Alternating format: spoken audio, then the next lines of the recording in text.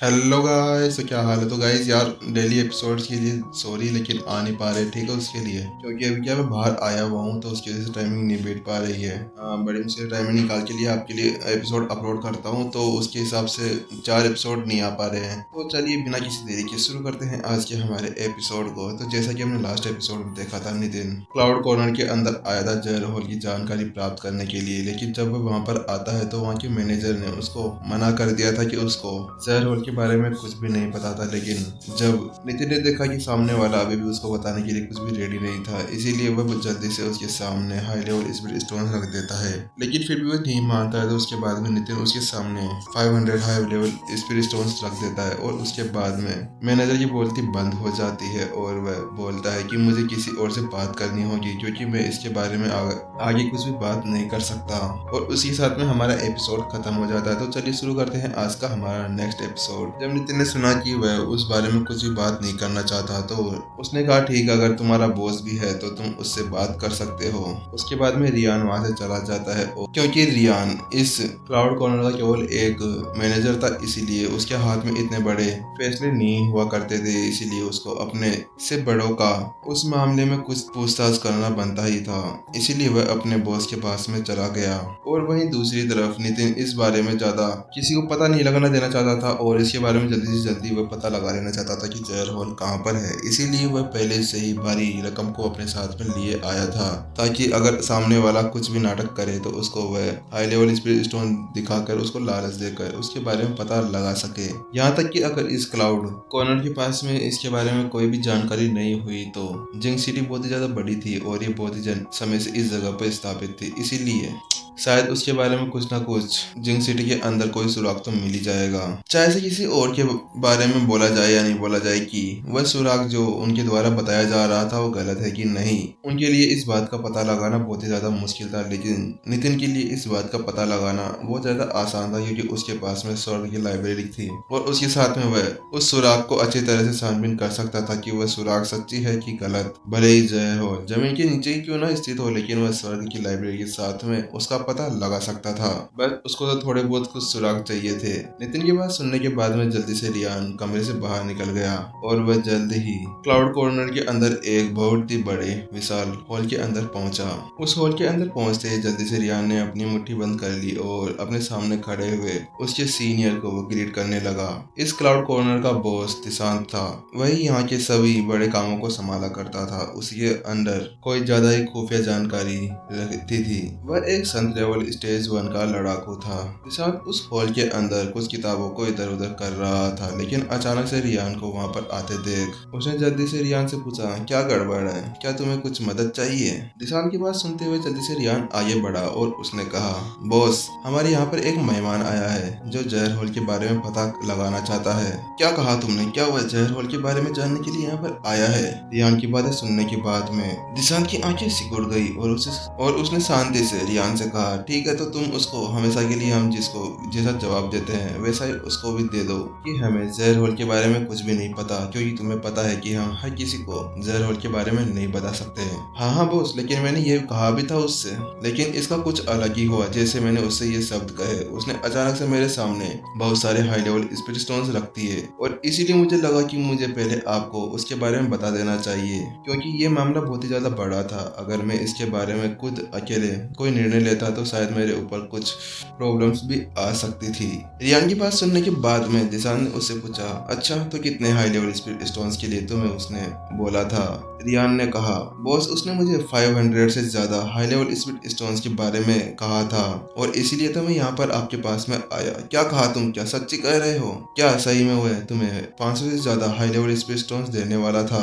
दिशांत की आंखें 500 high level speed stones के बारे में सुनते ही चौड़ी हो गई, क्योंकि वह भी जानता था कि होमगार्ड मास्टर टीचर अकेडमी के अंदर के सभी 10 प्रमुख, यहाँ तक कि हेड उत्कर्ष के पास में भी इतने ज्यादा हाई लेवल स्पीड स्टोन्स नहीं होंगे कि वह किसी को ऐसे फ्री में बांटते फिरे, और सामने वाला उसे सीधे सीधे 500 हाई लेवल स्पीड स्टोन्स को देने के लिए तैयार था। तो वह साफ साफ ये बता रहा था कि वह आखिरकार कितना ज्यादा अमीर है, क्योंकि 500 हाई लेवल स्पीड स्टोन्स तो यहाँ तक कि आज तक एक साल के अंदर क्लाउड कॉर्नर भी इकट्ठा नहीं कर सकता था। हाँ बॉस, मैंने सही कहा, वह 500 high level level spirit stone हमें देने के लिए यहाँ पर आया है, बस उसको जहर होल के बारे में जानकारी चाहिए। दिशांत जो रियान की मुंह से सुन रहा था उसके ऊपर अभी तक भी उसको विश्वास नहीं हो पा रहा था, क्योंकि वह संत लेवल के ऊपर होने के बाद में भी उसके पास में अभी पूरे 100 हाई लेवल स्टोन्स भी नहीं थे, लेकिन वह नवजात संत लेवल के ऊपर होने के बाद में भी इतने ज्यादा हाई लेवल स्पिरिट स्टोन्स थे। इसका मतलब वह किसी शक्तिशाली संगठन से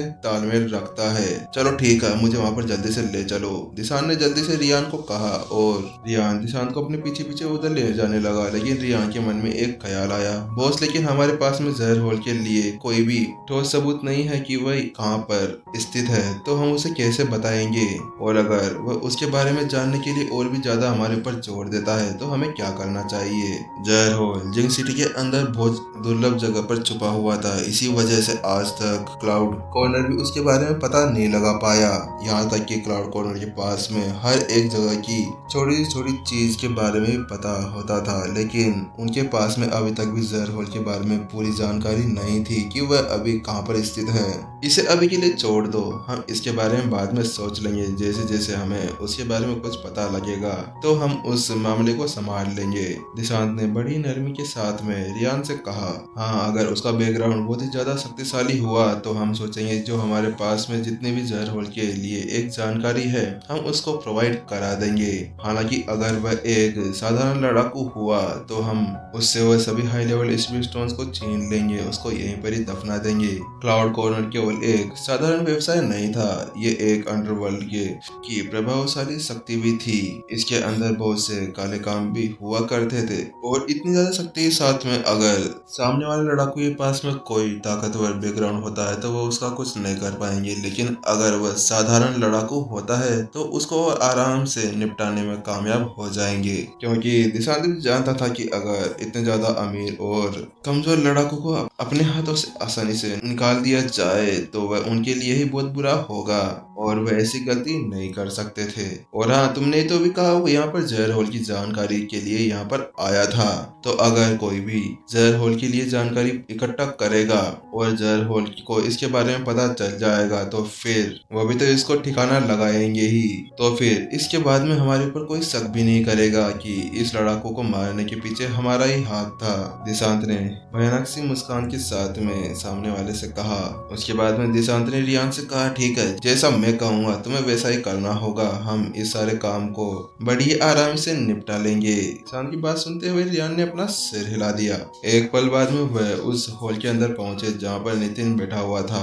दिशांत अंदर जाता है और वह नितिन से पूछता है, क्या आप ही हैं जो जहर होल के बारे में पता लगाने के लिए यहाँ पर आए हैं? दिशांत ने एक सीट पर बैठते हुए अपने सामने वाले अधेड़ उम्र के व्यक्ति को देखा। वह अभी 40 की एज के अंदर लग रहा था। दूसरे दिशांत के सामने जो व्यक्ति बैठा हुआ था उसकी ताकत और ऑरा बहुत ही ज्यादा शक्तिशाली था, और वह वास्तव में एक नवजात संत लेवल के शिखर पर था। लेकिन दिशांत ने आज तक उसको इस जिंग सिटी के अंदर नहीं देखा था। दिशांत की बात सुनते हुए नितिन ने कहा, आपने सही कहा, मैं यहाँ पर जहर होल की जानकारी खरीदने के लिए आया हूँ। नितिन के शब्दों को सुनते ही दिशांत ने अपनी गर्दन नीचे झुका ली, क्योंकि उसको पता था जहर होल के बारे में किसी को पता लग जाता है तो वो उसको मार देते हैं, क्योंकि वह उसको बिल्कुल सीक्रेट रखा करते थे। दिशांत ने नितिन से पूछा, तो मैं आपको किस नाम से बुला सकता हूँ, और आप क्यों जहर होल के बारे में जानना चाहते हैं? क्योंकि ये हमारे लिए एक बहुत इम्पोर्टेंट चीज है, क्योंकि हम इसके लिए पहले से ही सावधान रहना चाहते हैं। नितिन ने जवाब दिया, मैं मोहन हूँ। नितिन अपने नाम का यूज नहीं कर सकता था, क्योंकि वह होंगयान मास्टर टीचर अकेडमी का प्रिंसिपल था, और अगर वह उसका ही नाम का यूज करता है तो उसके साथ में कोई गड़बड़ हो सकती थी। लेकिन मोहन वह एक साधारण बटलर था, उसके बारे में शायद ही किसी को पता हो, इसीलिए अपने बटलर के नाम का यूज करना सही चुना। और भले ही दूसरा पक्ष मोहन के बारे में जानता हो, लेकिन फिर भी वह कुछ नहीं कर सकता था। अच्छा मोहन क्या तुम रोसाट कबीले के सन कबीले से हो? दिशांत ने पूछा। नहीं। अच्छा तो मोहन तुम क्या, तुम्हारे पीछे कोई ठोस बैकग्राउंड है जिसकी तरफ से तुम आए हो? नितिन ने कहा, नहीं, मेरे सामने से कोई भी नहीं है, मैं केवल एक साधारण लड़ाकू हूँ, और मैं यहाँ पर केवल जहर होल के बारे में जानने के लिए यहाँ पर आया हूँ। और आप ये फालतू के सवाल ना करें, बस मुझे बताइए कि जहर होल कहाँ पर है? नितिन ने सिर हिलाते हुए दिशांत से कहा। उसके बाद में जल्दी से दिशांत ने जैसे नितिन की बात सुनी, उसने जल्दी से रियान से कहा, रियान जल्दी जाओ, अपने लिए वह शराब लेकर आओ, आज हम सभी यहाँ पर बैठकर उसे पियेंगे। उसके बाद में रियान वहाँ से चला जाता है और नितिन और दिशांत जिशांत दोनों ही दोनों बातें करने लगते हैं। नितिन बोलता है, तुम्हें जितने पैसे चाहिए मैं उसको देने के लिए तैयार हूँ, लेकिन मुझे जहर रोल के बारे में पता लगाना है। हाँ हाँ, हम आपको बता देंगे, लेकिन हमारे पास में उसकी ज्यादा जानकारी नहीं है, जिशांत ने कहा।